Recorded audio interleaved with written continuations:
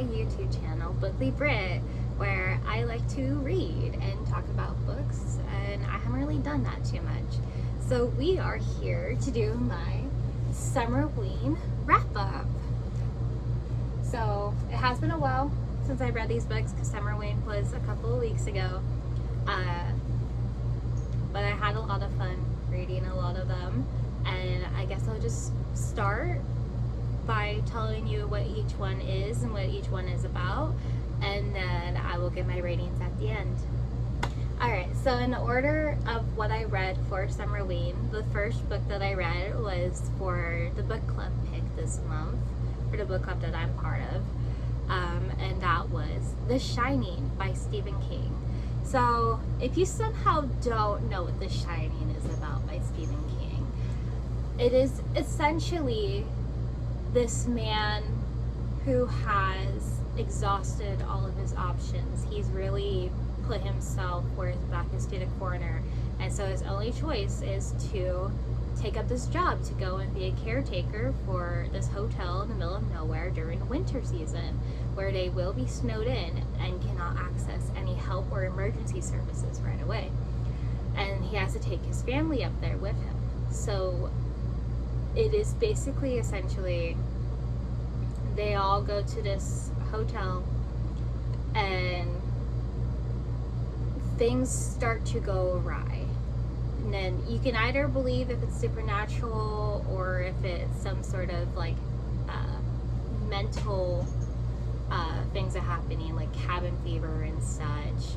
I do think Stephen King does lean a little bit more into it being supernatural, just because the shining part of it, because the shining is a power that the sun has, and it feels like very essential to what is happening, and is where we get a lot of our information of what is happening or what he's able to predict is going to happen within the book.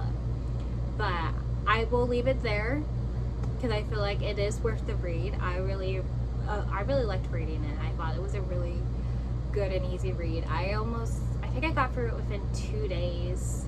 So even though it's like, it is a big book and it's a bit on the longer side, well, not that much longer. I want to say it's about 400 pages, but the copy I had was 600 pages because it's the larger text. But yeah, but I don't have it with me right now just because it was a library book, but it will be showing like right here. But yeah, I highly suggest that if you're going to pick up a Stephen King book, this one might be the one to do it. So the next book that I read during Summerween is Ring Shout by Bajelli Clark, and this is such an amazing book. It takes place in about the 1920s, and it follows these 3 black women who are fighting against the monstrous embodiment of the KKK, pretty much. And it follows through like the horrors of the Jim Crow era, and it is just such like a very succinct. I don't know what word I'm trying to say now. I think it is just such a very powerful read. The language in it is very beautiful. I wish it was a lot longer than this because there was just so much, and the power system in it, it's just, it was so good. And I don't want to say too much more because I think everyone should just go and read it themselves. It is short. You have the time to read it. You need to pick it up. So yeah, so I really appreciated everything that this book brought, and just pick it up, please. It's so good. I loved it. The characters were amazing in it, and I loved all the culture that it brought into it as well. Like, just an absolutely worthwhile read. Third book I read during Summerween is Mocha by Monica Kim. So Mocha handles a topic of hidden cameras. Specifically, there has been a lot of problems of hidden cameras in Korea, where men are going in and hiding cameras into the restroom stalls in women bathrooms. So it is really like such a horrifying thing, and so terrible that like men are just constantly taking women's privacy away from us. And so this book really delves into that, but it also delves into a revenge aspect of it, which is almost empowering in its own right. I really appreciate everything that it brought. So, giving the premise, Mocha follows, what's her name? I didn't see her name again. It's been a minute.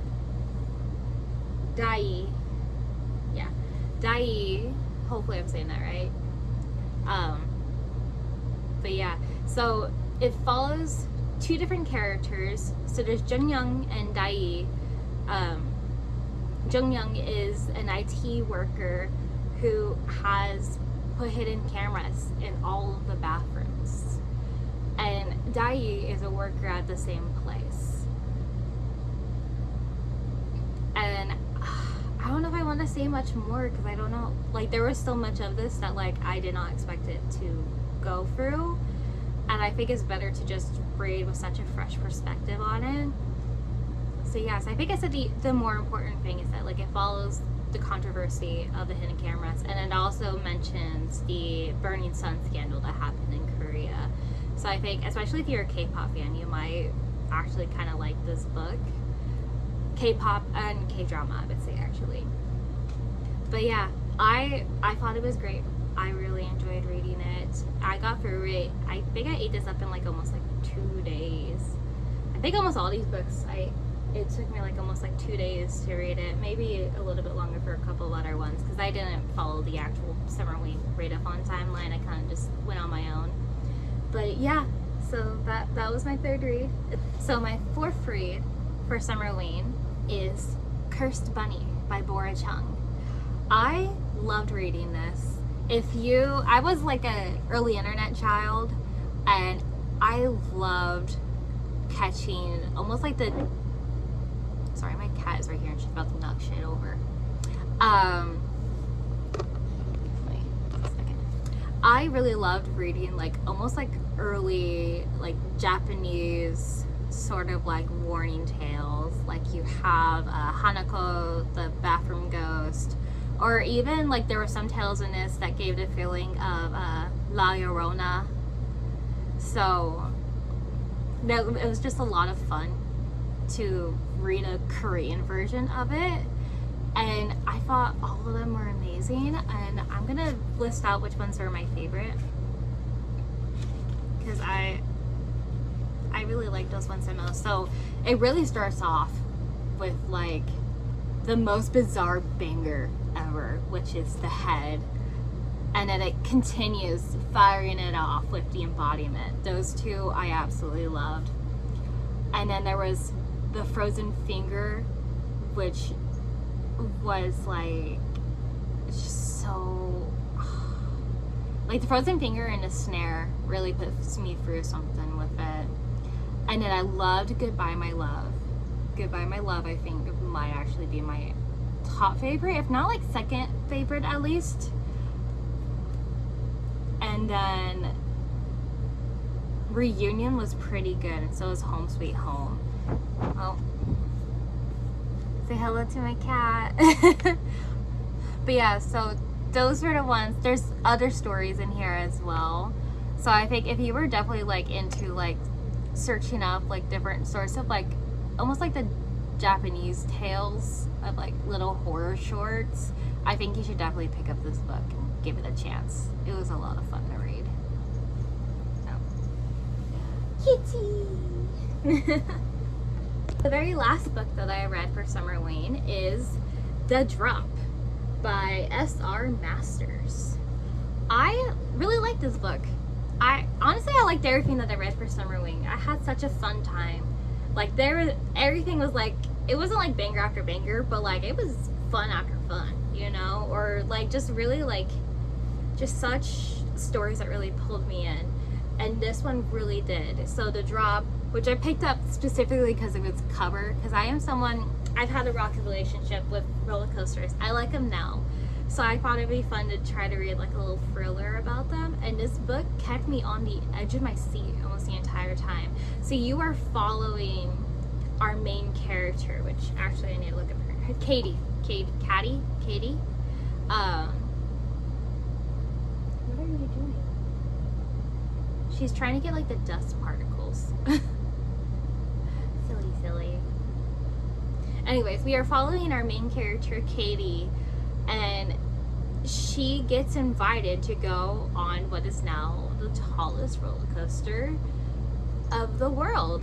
And it is set in the middle of the Middle East. So she flies from, I don't remember where she is flying from, but she's in America, and she flies to the Middle East to go and be on this roller coaster because it was her own friend from college that had constructed a roller coaster, and like he invited her to come and be one of the first ones to ever ride it, which she thinks is a great chance because she runs a amusement park YouTube channel.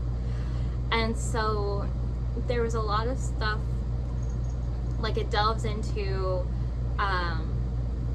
this reunion almost between her and her other college friends, which she is like, oh, we have not seen each other for a long time, which in her own perspective is for a different reason than all of their other perspectives, which we do get their perspectives as well. And it is basically following through of like almost like this revelation of what each has done to each other. There's a lot of like what is it called? There's a lot of backstabbing, and she's smacking me. She's so cute. There is a lot of like backstabbing and revelations, and it is just such like, if you love dropping in on other people's dramas, it almost feels kind of like that in a very terrible sense. And all of this is being done at the tip of the roller coaster. They are literally like right here, just about to go over the drop. If you want a sensation similar to that, if you ever go to Knott's Berry's Farm, Hang Time, I think it's called, I really love that one. That one was a lot of fun to go on, and I just kept thinking of that roller coaster every time I was reading this, because there's a moment in Hang Time where you are like almost vertical, like looking down, and it has you like stopped right there for quite a while before you actually go. And so that's the sensation that this gives, except for the moment to go just does not come. So I thought it was a really fun read. I really liked all the characters, like not in the sense of like them as people, but I like them as characters. I don't know if I would want to hang out with anyone in this group. They are certainly quite a group. But yeah, it was just a really like nice read, very thrilling. I stayed up almost all night just trying to finish it because I was like right here. I was like, I need to go. I need to figure out what's going to happen next to them. So I had a lot of fun. So that is the end of my Summerween wrap up, and I hope I didn't do too badly into describing those books. But I am now going to list out my rankings for each of them, and I will start from the last book I read to the first book I read. So The Drop ended up actually getting about 5 stars, but it is between a 5 and a 4.5 stars for me. But I just had so much fun reading it, I just couldn't give it anything less than that. Cursed Bunny, I want to say got 4 stars from me. I think, yeah, I'll give it 4 stars, between a 4 and a 3.5. I thought it was just a really like sufficient like you know, tales of Korean folklore almost, it felt like. So yeah, just pick it up. Mocha, I want to say I gave 5 stars. If not, I'm giving it 5 stars from retrospect. I just really loved reading this. I love Monica Kim. She is now an instant buy author for me, so I'm looking forward to all of her future works and what she comes out with. And then Ring Shout, I gave 4.5, just because I wish it was longer and I wish there was more. I wanted more. But it is still just such a great read. Please pick it up. And then The Shining, which I don't have with me, I gave about 4.5 stars as well. I thought it was a really good read. So yeah.